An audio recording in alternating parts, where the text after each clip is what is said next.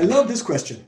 What is the difference between branding and brand identity? So look, when you think about branding, I want you to remember, branding encompasses many different aspects, right? So you have your marketing, you have your internal branding where you engage your staff to deliver the brand. You have your collaterals. So all this is all the assets, right? Tangible and non-tangible assets of a brand.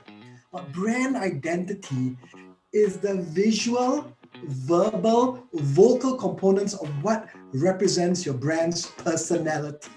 So when you think about this, right? So when you think about Starbucks, now when you go into Starbucks, right?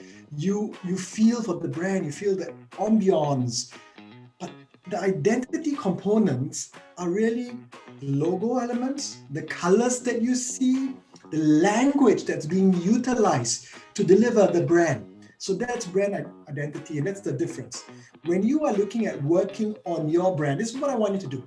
Firstly, of course, think about the brand and think about the brand in a very big picture perspective, right? Because there's many parts when it comes to branding.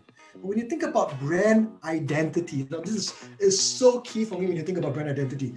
Remember, you need to make sure that you create guidelines on how you want your brand to be communicated. You need to ensure that what you do to create your identity needs to be differentiated, it needs to be memorable, it needs to stand out in a cluttered marketplace.